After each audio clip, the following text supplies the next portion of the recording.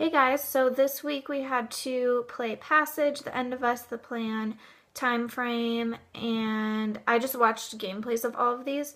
So, Passage, I think player participation is required. You're kind of trying to avoid the little obstacles that are in your way. But other than that, there's not really much to the game. It's mostly off-screen space, so you can't really see where you're going. And then all of a sudden these obstacles pop up and you have to go around them. And then time, your little character ages as you go along, and then you eventually just die. And then in The End of Us, again, lots of off-screen space.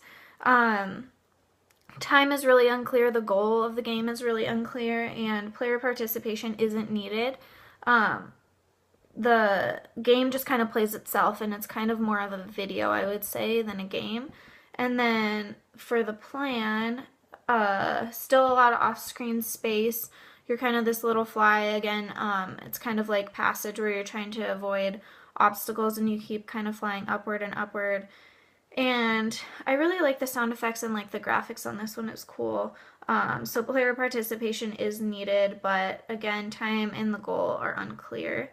And then in Time Frame, it's basically a 10-minute game, and what you do is you just explore the area that you're in. So you're kind of in this little desert area, there's like these towers and stuff, and then at the end of the 10 minutes, there's a meteor that hits you, and everything blows up, so you can't really do anything to stop the meteor. You can only kind of go around and explore, and then kind of watch the meteor getting closer and closer. So, I mean, there is player participation with exploring and stuff.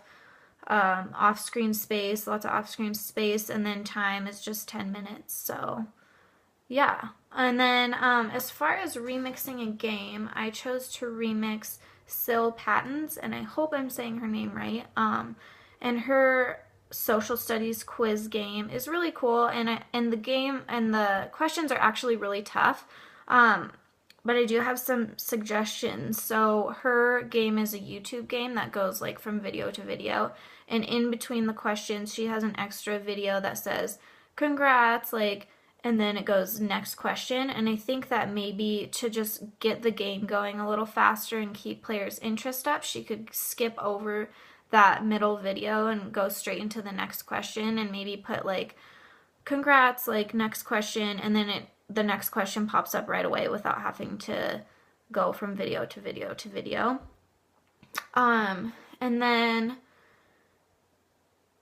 I think that the game does need, she said that she took out her second chances in this round, and I think the game does need second chances, or she could possibly do like a point system where you buy a chance depending on how many points you get.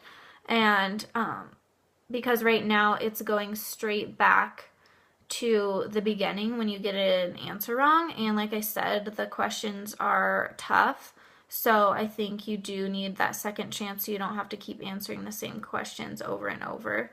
And then I thought that audio, she had some really good images behind her questions and stuff, but I think that audio is needed, like maybe little cheers and claps when you get something correct, or maybe like a boo sound when you get something wrong. And I was thinking also like one of those ticking clock kind of timer sounds when you're trying to answer the questions, to kind of like up the pressure and make it a little more challenging, I think. And also to make it more challenging, I thought making the videos, or the question videos, a little longer, because right now they're 1 minute, and I felt like that was definitely enough time to read through all the answers, and maybe too much time. So to make it even more challenging, she could make them like 45 seconds or something. So those are my suggestions for her game. So see you guys next week.